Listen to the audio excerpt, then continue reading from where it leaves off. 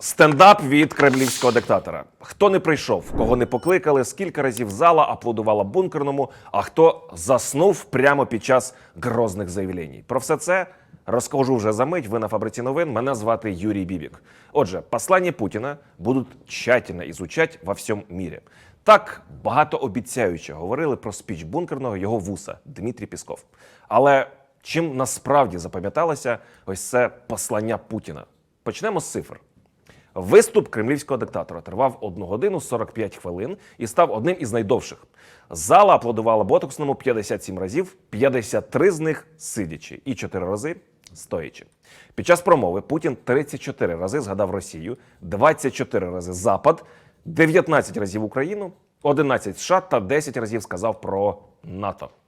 Слухали президента Росії в залі майже 500 прихвостнів. При цьому журналісти помітили, що на путінському посланні не з'явилися глава Чечні Рамзан Кадиров, засновник ПВК Вагнера Євгеній Пригожин, генерал Армагеддон Суровікін, очільник Генштабу Герасимов, мер Москви Сергій Собянін і так званий глава Криму Сергій Аксьонов. За даними каналу «Можем об'яснить», 17 лютого особистий літак головного тіктокера Чечні відлетів до Абу-Дабі, друзі. Це Об'єднані Арабські Емірати. Судячи з даних трекерів, бізнес-джет досі перебуває у Дубаї. Давайте нагадаємо, що там у Кадирова своя віла. А от Собяніна нібито скосила хвороба. Про це виданню «Верстка» розповіли джерела у владі Москви. Що ж до Пригожина, то ЗМІ пишуть, що його не покликали через конфлікт із Міністерством оборони. Цікаво, чому тоді у залі не було Герасимова? Між тим, міністр вбивств Сергій Шойгу слухав Путіна як штик буквально. Але журналістів зацікавило те, що він був не у військовій формі, а в діловому костюмі. Певно, це така алюзія на гасло «все йде по плану». Тим часом деяким чиновникам так сподобався спіч диктатора, що вони не щулися, як поснули. Традиційно хропака дав, он вам не Дімон, Дмитрій Медведєв. Поснули також академік РАН Лео Бокерія і новий лідер ЛДПР Леонід Слуцький. Одним оком дивився на царя і його помічник Владимир Медінський. Закінчив диктатор свій стендап типовим пропагандистським «одна страна, один народ, один президент». Сказав таке: «Все мы одна страна, один большой и сплоченный народ. Мы уверены в себе, уверены в своїх силах. Правда за нами». Кінець цитати хворої людини. Про яку правду говорить ботоксний, ніхто насправді не розуміє. Більше того, ані журналісти, ані глибинний народ, ані цивілізований світ не почули правди. Бо ж Путін не сказав найголовнішого. Дозвольте перерахувати, друзі. Змовчав про втрати російських військ убитими і пораненими. Не сказав про кількість біженців із зони бойових дій. Про зруйновані українські міста і населені пункти в самій Росії.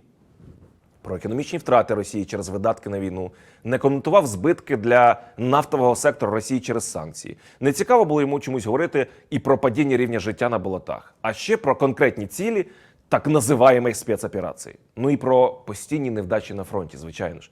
Не став диктатор згадувати і про мобілізацію, і терміни закінчення війни. Загалом про все це. Послання Путіна до федеральних зборів різко розкритикував терорист та екс-ватажок бойовиків так званої ДНР Ігор Гиркин-Стрелков. Зацитую. Начало трансляции. Президент рассказывает, как его провели за нос. Жалуется на партнеров. Перестал жаловаться, пустил слезу о беднейших странах. Опять ругает партнеров. Так, все ясно. СВО продолжится в текущем режиме непонятно чего. Война или даже КТО не объявлены и не будут. В армии все прекрасно и делается еще лучше. Ни слова о неудачах и поражениях. Бла-бла-бла. Дальше нет смысла слушать. Кінець цитати. Між тим, канали, пов'язані із ПВК Вагнера, проігнорували спіч президента, а так звані російські патріоти теж розкритикували. Ось, наприклад, канал «Солдатська правда» звернув увагу на те, що Путін не згадав про конфлікт між Міноборони і Пригожиним. Теж цитата. «А логично было бы решение устранения причины конфликта между МО и ЧВК, освободить от должности министра обороны и убрать от управления ЧВК Пригожина. И пусть они воюют друг з другом на дачних участках». Кінець цитати. Загалом цього разу на болотах вийшло, як завжди. Багато галасу, а на ділі кхе-кхе. Путінське кхе-кхе. Друзі, ви на Фабриці новин, підпишіться, будь ласка, поставте лайк цьому відео. Ми з вами ще побачимось.